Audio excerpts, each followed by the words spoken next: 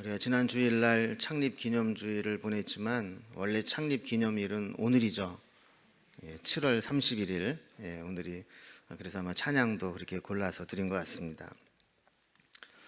우리가 잘 아는 말 중에 로마는 하루아침에 이루어지지 않았다, 이런 말이 있습니다. 그 거대한 제국이 형성되기까지 단기간 내에 쉽게 이루어지는 것이 아니라는 거죠. 그런데 사실 그것보다 더 어려운 것은 우리의 신앙이 온전해지고 우리의 신앙이 성장해서 성숙해지는 거, 사실 이것도 하루아침에 이루어지지 않습니다. 그래서 우리의 신앙은 매일매일이 진행형입니다.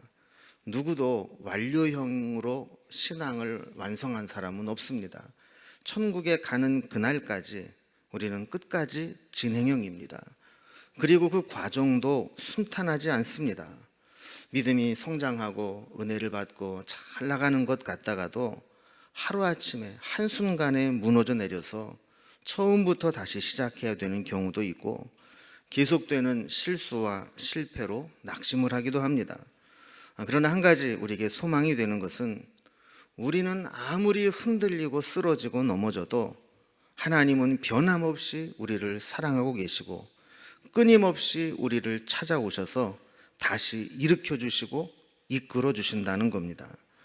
이것을 칼빈의 5대 교리 중에 하나로 설명하면 성도의 견인입니다. 하나님께서 우리를 계속 끌고 가신다는 거죠.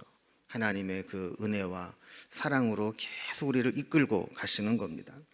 그래서 우리가 신앙의 진행형으로 계속 나가는 이 과정에서 우리는 여러 가지 일들을 경험합니다. 때로는 쑥스러울 정도로 실수를 하기도 하고, 때로는 하나님의 이끌어 가심에 강력하게 저항을 하기도 하고, 때로는 황당한 일을 만들어서 사건을 복잡하게 만들기도 합니다. 아브라함도 하나님께 부르심을 입었지만 그의 신앙이 본토 친척 아비집을 떠나는 것으로 완성된 것이 아니었습니다. 계속해서 끊임없이 실패하고 좌절하고 낙심하고 넘어지고 하나님의 뜻에 배신을 하고 말도 안 되는 실수들을 하고 사고를 치며 살아왔습니다. 그러나 하나님은 그렇게 그냥 내버려 두지 않으시고 아브라함을 다시 찾아오시는 분으로 나타나고 있습니다. 창세기 17장에 보면 아브라함이 이스마엘을 낳고 이스마엘 때문에 하나님과의 약속은 까마득하게 잊어버리고 그냥 늦둥이 이스마엘에게 정신이 팔려서 살아가고 있을 때 하나님이 아브라함을 찾아오셨습니다.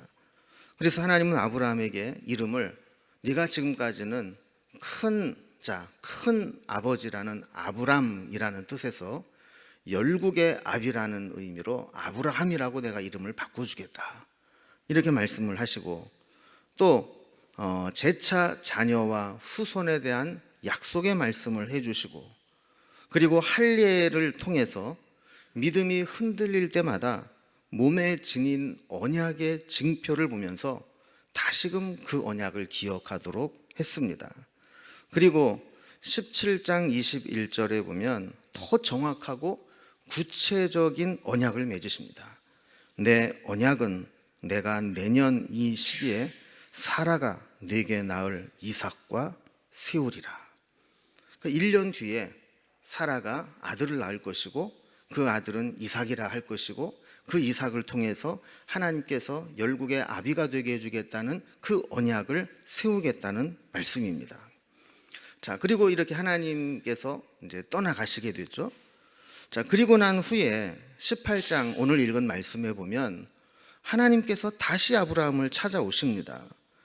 10절에 하나님이 내년 이맘때 다시 돌아올 것이고 사라에게 아들이 있을 것이라고 말씀하신 것으로 보면 17장에서 하나님이 아브라함을 만나시고 떠나가신 후에 불과 얼마 되지 않아서 그 시차가 없이 금방 다시 찾아오신 것을 알 수 있죠.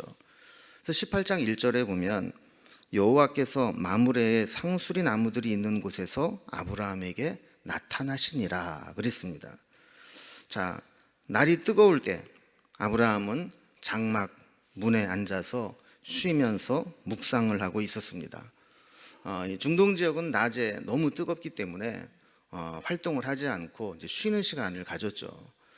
그는 아마 성경에 기록은 안 돼 있지만 하나님의 약속을 아마 생각하고 있었을지 몰라요. 그래, 하나님이 지금까지 여러 차례 나에게 약속을 해주셨지만 지금같이 구체적이고 분명한 약속은 없었어. 시간까지 딱 정해놓고 내년에 아들을 낳을 것이다. 또 이삭이라고 이름을 줘라. 이렇게까지 분명히 말씀을 해주셨다면 어떻게 이 약속이 이루어질까? 아마 이런 생각을 하고 있었을 겁니다. 그러다가 아브라함은 전혀 예상하지 못했던 하나님의 재방문을 받게 됩니다. 이번엔 특이하게 오셨습니다. 2절에 보면 눈을 들어본 즉 사람 셋이 맞은편에 서 있는지라 그랬습니다. 우리가 이 부분은 나중에 또 다시 또 살펴보겠지만 결론부터 말씀드리면 이 셋은 셋 중에 한 분은 하나님이시고 나머지 둘은 천사인 것으로 우리가 나중에 이제 알게 됩니다. 이 부분 나중에 본문에 나오면 다시 한번 또 살펴보도록 하겠습니다. 어쨌든 아브라함은 이 세 명의 낯선 손님처럼 찾아온 이들을 보면서 이들이 보통뿐이 아니다라는 것을 직감적으로 알았습니다. 그래서 아주 극진하게 그들을 영접합니다. 그래서 2절 중간에 보면 그가 그들을 보자 곧 장막문에서 달려나가 영접하며 몸을 땅에 굽혀 그랬습니다. 여러분, 아브라함이 앉아있다가 뛰쳐나가듯이 달려나가서 엎드려서 누군가를 영접한 적이 지금까지 있었습니까? 없었어요. 아브라함은 적어도 그 지역의 유지였고 어른이었고 항상 이 대가족을 이끌고 다니는 어른 역할을 했던 사람이죠. 그런데 오늘 본문에 보면 한 번도 아브라함에게 보지 못한 장면이 나오는 거예요. 그 손님들을 영접하는데 뛰쳐나갑니다. 몸을 땅에 굽혀 그들을 영접합니다. 그리고 그들에게 제발 좀 우리 집에 머물러 있다 가달라고 사정을 합니다. 3절과 4절을 보면 이르되 내 주여 내가 주께 은혜를 입었사오면 원하건대 종을 떠나 지나가지 마시옵고 물을 조금 가져오게 하사 당신들의 발을 씻으시고 나무 아래에서 쉬소서 그랬어요.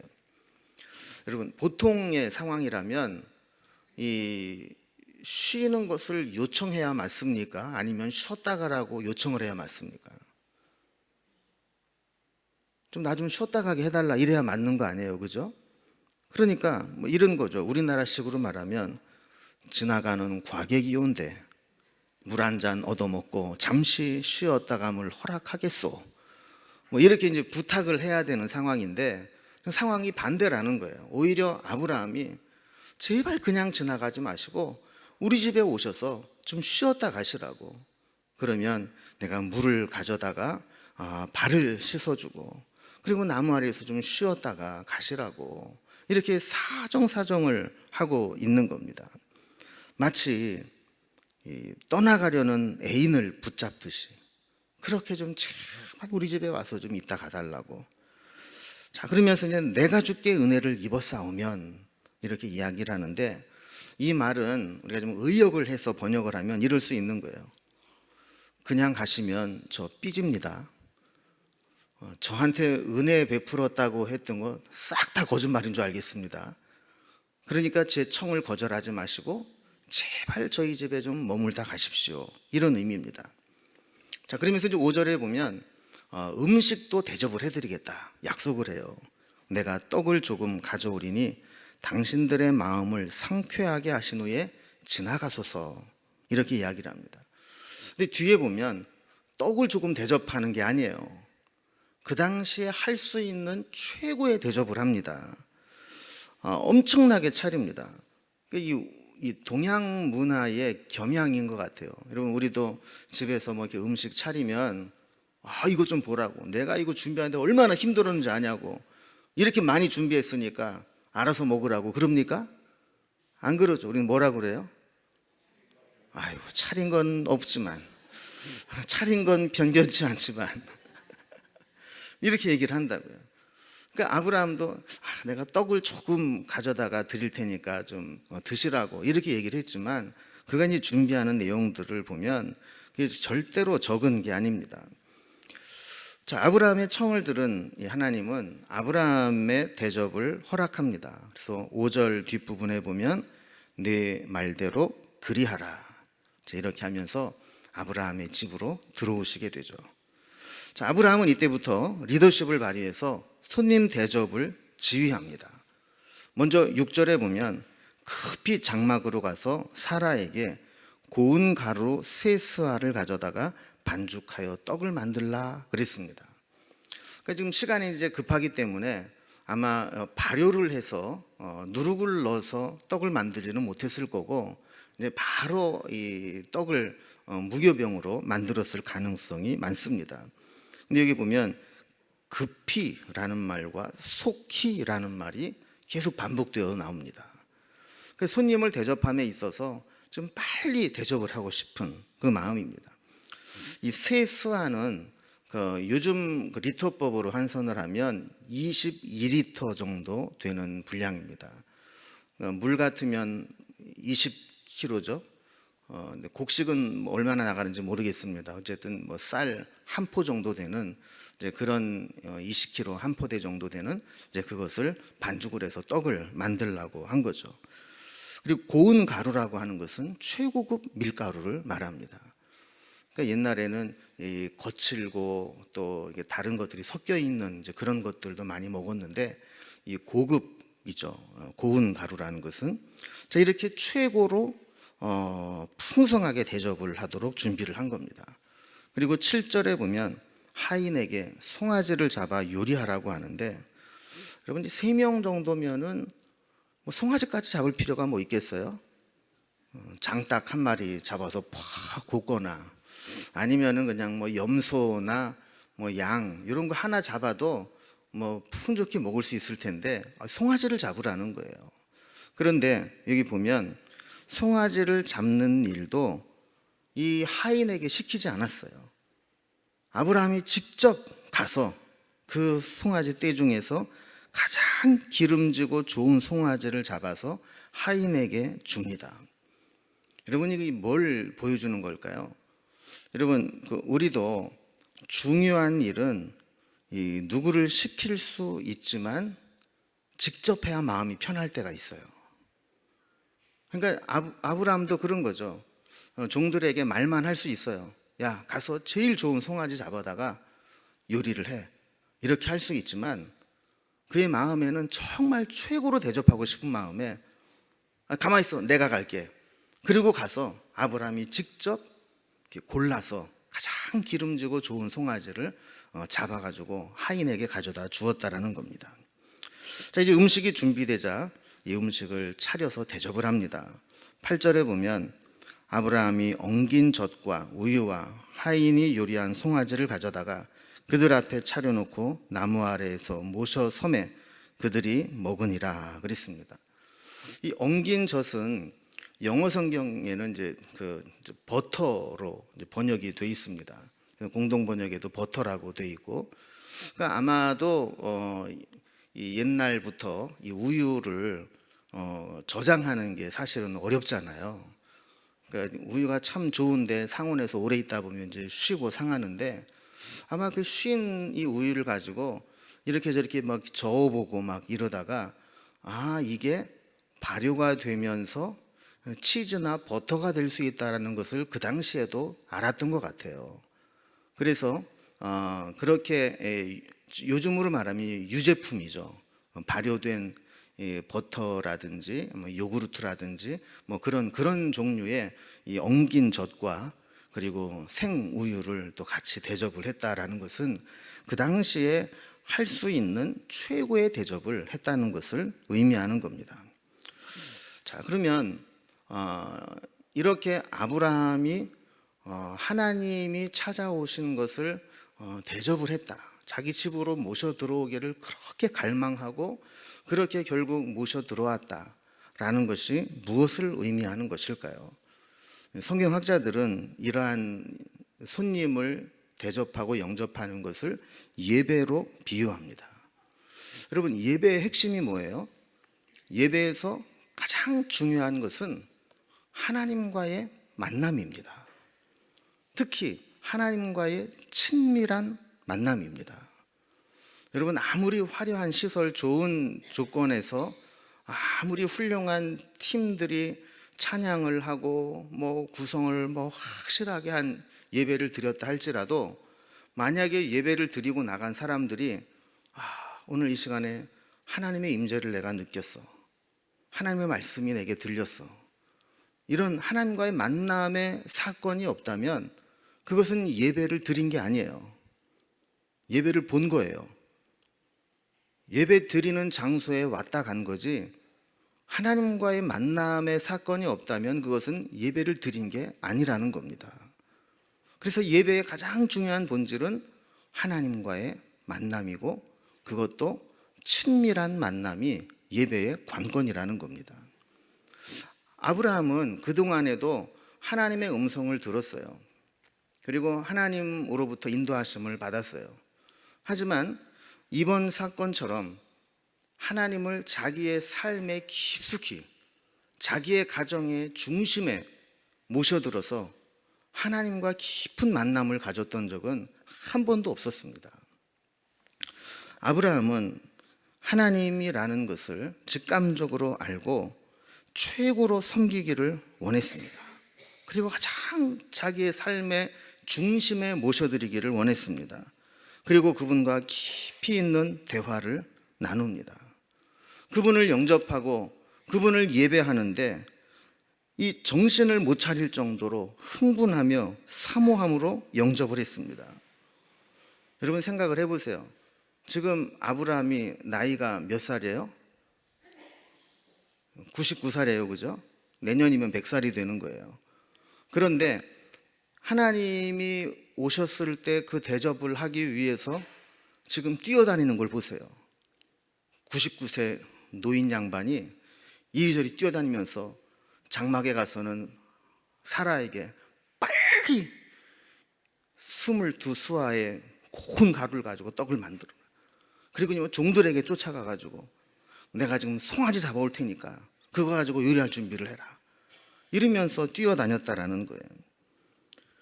여러분, 지금 이 시간이 어떤 시기라고 그랬어요? 더워서 장막에서 쉬는 시간이라고 그랬어요. 그런데 이 연세 높으신 아브라함 옹께서 낮에 너무 더워서 아무것도 못하는 시간에 앉아서 쉬고 있다가 하나님이 지나가시는 것을 보고는 그 자리에서 벌떡 일어나 뛰어나가 엎드려 영접하면서 그렇게 자기 집에 와서 머물러 가달라고 그렇게 사모함으로 초청을 하고, 들어오시게 되었을 때 지극정성으로 그렇게 준비한 그 모습, 이것은 사실은 유대인들의 전통 속에서 손님을 대접하는 것을 미덕으로 여겼던 것, 그 이상의 의미가 있는 겁니다. 그냥 손님 대접하는 거라면 이렇게까지는 안 해요. 그냥 있는 것 중에서 잘 차려서 할 수 있는 것 대접하는 거지, 이렇게 송아지를 잡고 급하게 뛰어다니면서 그렇게 하지는 않아요. 그러니까 이것은 하나님에게 있어서, 아브라함에게 있어서 이 하나님을 예배하는 것, 이것이 얼마나 중요한 것인가를 표현해 주라는 것이라는 거죠. 우리는 이 아브라함의 모습을 통해서 우리의 예배하는 모습을 좀 돌아보게 됩니다. 여러분, 우리에게도 하나님을 예배함에 있어서 이러한 흥분과 설렘과 감격이 있습니까? 우리가 예배를 드릴 때마다 이런 하나님을 잘 섬기고 모시고 싶은 그런 열정이 있습니까? 오늘날 많은 사람들이 하나님을 예배하는 것을 그냥 겨우 하나님이 계셨지라는 기억을 회상하고 지나가는 것 수준으로 전락시켜 버립니다. 그래서 한 주간 동안 하나님 잊고 살아가다가 예배 시간이 돼가지고 예배에 나와서 앉아 있으니까, 그래, 하나님 계셨지, 내가 예수 믿는 사람이었지, 지금 오늘 예배하는 시간이지, 이러고 그냥 겨우 하나님에 대한 잊어버렸던 기억을 회상하고 돌아가 버리는 그 정도의 예배는 안 된다는 거예요. 우리의 온 마음을 다해서 사모함으로. 여러분, 아브라함도 전혀 예상하지 못했던 상황에서 하나님의 방문을 받고 하나님을 예배하게 되었던 것과 마찬가지로 우리도 언제 하나님을 만나고 언제 하나님의 은혜를 경험할지 모릅니다. 하나님과의 만남은 이렇게 시작은 평범하게 시작할지 모르지만 일단 하나님과의 만남이 이루어지게 되면 그곳에서 말씀이 임하고 하나님의 은혜가 임하고 하나님의 복이 임하고 우리의 마음 중심에 새로운 변화가 일어나게 되는 신비한 체험을 하게 됩니다. 여러분, 이것이 예배의 신비이고 예배의 축복입니다. 그래서 아브라함은 이렇게 자기를 찾아온 하나님을 놓치지 않고 그렇게 극진하게 섬기고 예배했던 그 모습을 보게 됩니다. 두 번째로 오늘 본문을 통해 우리가 알게 되는 것은 사라를 찾으시는 하나님입니다. 아브라함으로부터 이런 극진한 대접을 받은 하나님과 천사는 뜬금없이 사라를 찾습니다. 그래서 9절에 보면 그들이 아브라함에게 이르되 내 아내 사라가 어디 있느냐 대답하되 장막에 있나이다, 이렇게 대답을 합니다. 여러분, 이 질문은 사실 좀 특이한 질문입니다. 성경에서 네가 어디 있느냐라고 물으시는 것은 항상 몰라서 물으시는 게 아니에요. 아담을 부르실 때도 아담아 내가 어디 있느냐 물으시고, 이렇게 어디 있느냐라고 묻는 질문은 몰라서 묻는 질문이 아니라 네가 정말 있어야 될 그 자리에 있느냐를 확인하고 깨닫게 하기 위함입니다. 그러니까 사라가 어디 있느냐 이 말도 지금 사라의 믿음의 현 주소를 확인시켜 주려는 겁니다. 이들은 아브라함의 아내의 이름을 정확히 알고 있었어요. 사라라고. 그리고 그 사라가 어디 있느냐고 묻습니다. 근데 사실 관습적으로 만나가지고 그 아내가 어디 있느냐 찾는 것은 사실 예의는 아니죠, 그죠? 남편이 소개를 해주지도 않는데 당신 부인은 어디 있냐고 이렇게 찾는 것은 사실 예의가 아니에요. 그런데 아브라함은 개의치 않았어요. 장막이 있습니다. 이걸 보면 그 당시에는 식사할 때 남녀가 함께 한 자리에 식사를 하지 않았다는 것을 알 수 있죠. 하나님은 다시 아브라함에게 찾아온 용건을 말씀하시는데 10절에 보면 이렇게 말씀합니다. 그가 이르시되 내년 이맘때 내가 반드시 네게로 돌아오리니 네 아내 사라에게 아들이 있으리라 하시니 사라가 그 뒤 장막 문에서 들었더라 그랬습니다. 여러분, 아까 우리가 지난 시간에 살펴본 것처럼 17장 21절에서 사라가 아들을 낳을 것이고 그가 이삭이고 그 이삭을 통해서 하나님의 언약을 세우실 것을 말씀해 주셨어요. 그런데 오늘 본문에도 보면 똑같은 약속을 다시 하시는 것을 보게 됩니다. 10절 뒷부분에 보면 사라는 이들과 같이 식사를 하지는 않았지만 장막 문 뒤에서 듣고 있었다 그래요.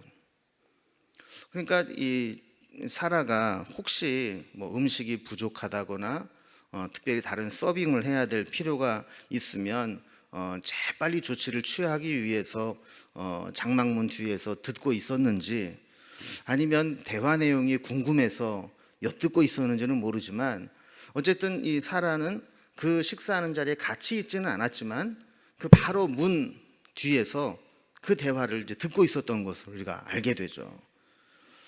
자, 그러다 이제 창세기 저자는 하나님의 약속에도 불구하고 아브라함과 사라의 객관적인 상태를 설명하기 위해서 11절의 말씀을 첨가합니다.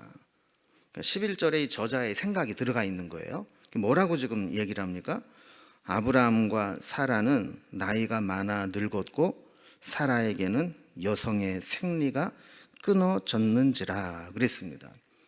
자, 이렇게 이제 아브라함과 사라의 상태를 설명하는 것을 창세기의 저자인 모세가 여기에 굳이 이렇게 첨가를 한 이유는 뭐냐면 사라가 믿음으로 받아들이지 못해도 그것은 상식적으로 볼 때 전혀 이상한 게 아니라는 것을 보여주기 위함입니다.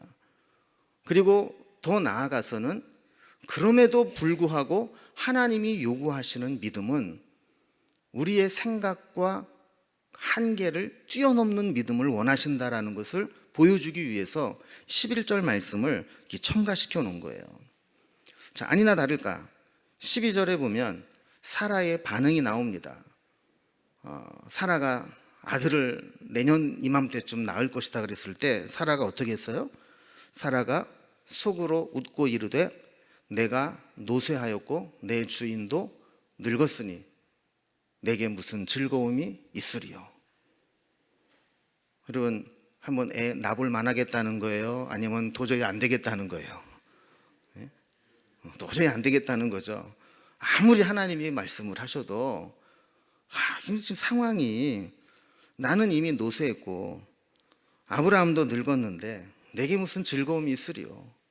이게는 무슨 애를 낳아가지고 무슨 낙을 보겠느냐, 내가 무슨 인제 애를 낳아가지고 무슨 영화를 보겠느냐, 이런 이제 이야기입니다. 그러면 속으로 웃었어요. 근데 이제 이 아브라함도 17장에 보면 처음에 이 이야기를 들을 때 어떻게 했다고 그랬습니까? 엎드려 웃으며 마음속으로 100세 된 사람이 어찌 자식을 낳을까? 사라는 90세니 어찌 출산하리요? 그랬어요. 근데 사라도 마찬가지였어요. 사라도 그 얘기를 엿듣다가 어떻게 했습니까? 속으로 웃고 혼잣말로 얘기를 하는 거예요. 내가 노쇠했고 우리 주인 양반도 저렇게 늙었는데 내가 무슨 즐거움이 있으리요. 여러분, 여자는 알잖아요. 내가 지금 생산을 할 수 있는 몸인지 아닌지. 몰라요? 여자분들은 알잖아요. 그죠? 몰라요? 다 안다고요. 그러니까 아브라함은 직접 하나님으로부터 사라를 통해 아들을 주실 것이라고 말씀하신 것을 들었지만 사라는 직접 들은 적이 없어요. 그러니까 또 이게 생소한 겁니다. 그러니까 지금 상태로는 내가 아브라함을 통해서 아들을 낳는다는 것이 이미 불가능해졌는데 아들이 있을 거라고 하니까 자기도 모르는 사이에 실소가 터져 나오는 겁니다. 여러분 같으면 어떻게 했어요? 우리 권사님들 한번 생각해 보세요. 어떤 분이 예언 기도를 하는 분이라고 하고 왔어요. 예언 기도를 해주겠다고. 그래서 다 기도를 하더니만 하나님이 내년에 아들을 낳겠다고 하시네. 권사님에게 그랬다면 여러분 어떻게 반응하겠어요? 할렐루야 이러면서 내 인생에도 다시 꽃이 피는구나 이러겠어요? 택도 없는 소리 하고 있네 이럴 거 아니에요. 그죠? 그러니까 사라도 사실은 안 웃으면 이게 웃긴 거죠. 그 나이에 지금 90이 돼가지고 내년 이맘때 아들을 낳을 거다 그랬을 때 왜 웃음이 안 나겠어요? 자, 그런데 이런 반응을 이제 보인 사라에 대해서 하나님은 아브라함에게 책망하듯이 말씀을 합니다. 13절에 보면 여호와께서 아브라함에게 이르시되 사라가 왜 웃으며 이르기를 내가 늙었거늘 어떻게 아들을 낳으리요 하느냐 그랬습니다. 이걸 엿듣고 있는 사라의 심정이 어땠을까요? 참 난감하지 않을까요? 아니 웃겨서 웃었는데 왜 웃느냐고 하면 어떻게 하란 말인가? 사실 이런 마음이 들었을 거예요. 우리는 여기에서 우리의 신앙, 우리의 믿음이라는 것이 무엇인가를 한번 깊이 생각해 보게 됩니다. 믿음은요, 웃기는 얘기처럼 들리고 전혀 가능성이 없어 보이는 일이라 할지라도 하나님의 말씀이라면 믿음으로 받아들이는 게 진짜 믿음이라는 겁니다. 웃고 넘겨버릴 일이 아니라 하나님이 말씀을 하셨다면 왜 그 말씀을 하셨을까? 그리고 하나님이 어떻게 그 일을 이루실 것인가? 이거를 고민하는 게 믿음이라는 겁니다. 여러분, 우리는 자꾸 내 생각과 내 계산과 내 경험 속에 하나님을 제한시키려고 합니다. 그래서 열심히 내가 계산하고 열심히 내가 생각하고 거기에 하나님을 맞추려고 그래요. 지금 하나님이 나를 통해서 무엇을 하시려고 하는가, 이거를 생각하지 않고 지금 내 상태가 어떤데, 지금 내 꼬라지가 어떻고, 지금 내 상황이 어떤데, 지금 내 형편이 어떤데, 이런 생각에 사로잡혀서 하나님이 주신 은혜를 생각조차 하지 않고 그냥 거절해버린 경우가 있다는 겁니다. 이럴 때 하나님께서 강력하게 하신 말씀이 있습니다. 14절에 보면요, 여호와께 능치 못할 일이 있겠느냐? 기한이 이를 때에 내가 내게로 돌아오리니 사라에게 아들이 있으리라. 여러분, 여호와께 능하지 못한 일이 있겠느냐? 하나님께서 우리에게 믿음을 도전하실 때 이보다 더 강력한 말씀으로 도전하시는 것은 없습니다. 왜요? 너 나 믿는다고 하지만 못 믿는 거 아니야. 내가 아무리 얘기해도 웃기나 하지 네가 그거를 믿음으로 받아들이지 않고 있잖아. 네가 믿는 하나님은 불가능이 없는 하나님이라며, 전능한 하나님이라며, 여호와께 능치 못할 일이 있겠느냐? 한번 생각해봐라 그러는 거예요. 여러분, 우리는 자꾸 안 된다, 못한다, 이게 우리의 한계다, 더 이상은 무리다, 우리의 힘은 여기까지다, 이렇게 생각을 하면서 우리 스스로를 제한하고 더 나아가서 우리를 도우시고 더 큰 것으로 채우시고 더 좋은 것으로 인도하시는 하나님의 능력까지 우리가 먼저 제한시켜버리는 경우가 있다라는 겁니다. 이런 자에게 하나님이 말씀하시는 거죠. 여호와께 능하지 못한 일이 있겠느냐? 여러분, 믿음의 사람은 안 된다고, 못한다고, 이게 끝이라고, 더는 안 된다고 이렇게 말하기 전에 하나님이 하실 것인가 아닌가, 하나님의 능력이 나를 붙잡으실 것인가 아닌가, 이게 중요하다라는 거예요. 여러분, 여호와께 능하지 못한 일이 있겠느냐? 이것은 내가 이해하고 생각하고 설득되는 게 아닙니다. 그냥 믿음으로 받아들이고 결단하고 순종해야 되는 일입니다. 하나님은 다시 한번 지금까지 약속을 확인해 주시는데, 기한이 이를 때에 다시 돌아올 것인데 그때 사라에게 아들이 있으리라. 여러분, 믿음은 뭐라고 그랬어요? 바라는 것들의 실상이요, 보지 못하는 것들의 증거니라. 지금은 말씀으로 약속만 주고 있지만 이것이 믿음으로 1년을 견디게 되면 1년 뒤에는 이삭이라고 하는 아들로 분명히 나타나 있을 거라는 거예요. 그럼 믿음은 바라는 것들의 실상이요, 보지 못하는 것들의 증거라는 게 바로 그런 거잖아요. 지금은 아무것도 보이는 게 없어요. 그냥 말씀밖에는 없고 우리 눈에 보이는 것은 없지만 내가 믿음으로 그것을 붙잡고 있을 때 어느 순간 내가 바라는 것들이 실상으로 나타나 있고 보지 못하는 것들이 증거로 나타나는 것, 그게 믿음이라는 거 아닙니까? 지금 아브라함과 사라에게 말씀하시는 게 그거예요. 네가 지금 그렇게 웃고 못 믿지? 그러나 내가 말로만 약속한 그 아들이 내년에 내가 다시 돌아올 때에는 네가 그 아들을 젖먹이로 품고 있을 거야. 이거를 말씀하시는 거예요.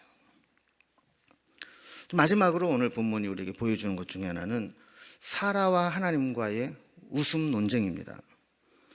이 장막문 뒤에서 이러한 대화를 계속해서 엿듣고 있던 사라는 참지 못하고 장막 안으로 뛰어들어와서 대화에 끼어듭니다.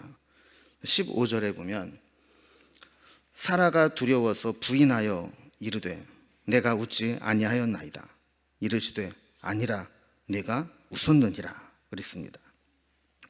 여러분, 사라는 좀 당황했겠죠. 왜냐하면 여러분이 사라 입장이라고 생각을 한번 해보세요. 지금 그들의 대화 속에 같이 있었던 게 아니에요. 장막 뒤에 숨어서 엿듣고 있었어요. 그런데 마치 자기를 앞에서 보는 것처럼, 자기 속에 들어왔다 나간 것처럼 아브라함에게 대신 꾸짖기를, 야, 네 아내 왜 믿음이 그거밖에 안 되냐? 내가 그렇게 얘기했는데 지금 웃고 있다. 이러니까 사라가 억울하다는 거죠.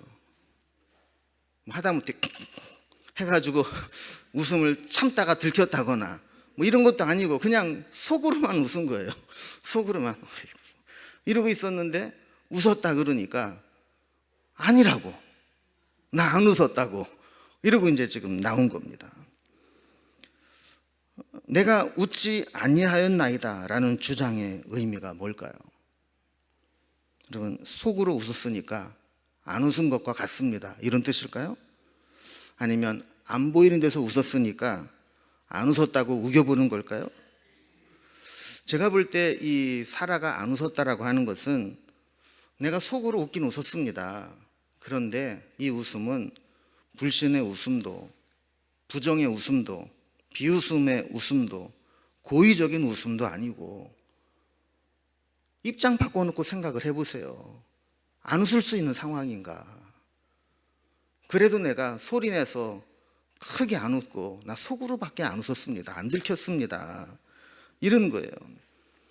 두려워서 부인하며 말했다고 하는 것으로 보면 웃고 난 후 들킨 이 상황을 모면하기 위해서 둘러댄 것일지도 모릅니다. 그런데 한 가지 분명한 것은, 자, 이렇게 사라가 안 웃었다고 했을 때 하나님의 반응입니다. 여러분, 우리가 생각하는 하나님이라면 아브라함과 사라가 이렇게 웃었을 때 어떻게 하셨을 것 같아요?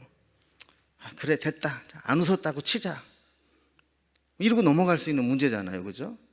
그런데 15절 맨 끝에 보면 뭐라고 탁 집어서 얘기를 해요? 아니라 내가 웃었느니라. 그리고 왜 이렇게 꼭 짚고 넘어가셨을까요? 하나님의 의도는 너 믿지 못한 죄에다가 거짓말하는 죄까지 첨가된 거야, 이렇게 정죄하기 위해서 이 말씀을 하셨을까요? 여러분, 사라의 입장에서 보면 사라는 안 웃은 거예요. 속으로만 웃었으니까, 적어도 겉으로 대놓고 웃은 것은 아니니까 안 웃었다라고 항변하는 겁니다. 그러나 하나님은 중심을 보십니다. 웃는 소리가 났느냐 속으로만 웃었느냐 이게 중요한 게 아닙니다. 사람에게 들켰느냐 안 들켰느냐가 중요한 게 아닙니다. 여러분, 사람은 안 들키면 죄가 아니에요. 그러나 하나님은 중심을 보십니다. 하나님께서 사라에게 이렇게 끝까지 집요할 정도로 웃었다 안 웃었다, 아니라 웃었다, 이렇게 웃음 논쟁을 끝까지 이어가시는 이유는 사라를 논쟁에서 이기려고 하시는 것이 아니라 이 웃음 논쟁을 통해서 사라의 믿음 없음을 깨닫게 하시려는 겁니다. 지금까지 남편 아브라함 따라다니면서 저절로 믿음 좋아지는 줄 알았지? 남편 잘 만나서 아브라함이 열국의 아비 되니까 너는 그냥 곁다리로 저절로 열국의 어미가 되는 줄 알았지? 하나님께서 이 사라에게 하시는 그 말씀은 그냥 남편이 순종하고 남편이 하나님 잘 믿으니까 너는 저절로 열국의 어미가 되는 거야가 아니라, 사라도 하나님 앞에서 온전한 믿음으로 서야 된다라는 겁니다. 하나님은 큰 복을 예비하실수록 쉽게 저절로 그냥 주지 않으시고 우리의 믿음을 검증하신 후에 주십니다. 왜냐하면 우리가 감당하지 못하는데 주시는 복은 그것이 우리에게 복이 아니라 저주가 될 수 있기 때문에 그렇습니다. 아직 그럴 준비가 안 돼 있거나 믿음이 없는 자에게는 연단을 통해서 먼저 그 믿음을 갖게 하시고 좋은 것을 주십니다. 하나님이 우리에게 원하시는 것은 상식을 초월하는 믿음, 우리의 한계를 뛰어넘는 믿음입니다. 하나님은 사라가 열국의 어미가 되고 위대한 하나님의 영광스러운 축복을 받게 하기 전에 먼저 사라에게도 그의 믿음을 검증할 수 있도록 이렇게 끝까지 집요할 정도로 웃었느냐 안 웃었느냐 이 문제를 따지면서 그의 믿음이 중심에 있느냐 아니냐를 확인하고 있었던 겁니다. 여러분, 이와 비슷한 사건이 마리아에게도 있었습니다. 천사가 마리아에게 나타나서 잉태하여 아들을 낳을 것이라고 말을 했을 때 마리아 역시 처음에 이 이야기를 받아들일 수가 없었습니다. 아니, 나는 남자를 알지 못합니다. 남자와 지금까지 한 번도 같이 잔 적이 없습니다. 어떻게 애를 낳습니까, 처녀가? 그랬을 때 천사가 뭐라고 이야기를 하죠? 대저 하나님의 모든 말씀은 능하지 못하심이 없느니라. 여러분, 그랬을 때 마리아가 뭐라고 대답을 했어요? 주의 여종이오니 말씀대로 내게 이루어지이다. 여러분, 이게 얼마나 대단한 고백인지 아시죠? 처녀가, 정혼한 여자가 그 정혼자와 관계가 아닌 다른 임신을 했다.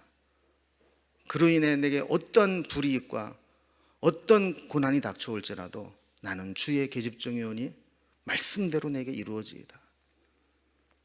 여러분, 겉으로 믿는 척 하는 것은 어렵지 않습니다.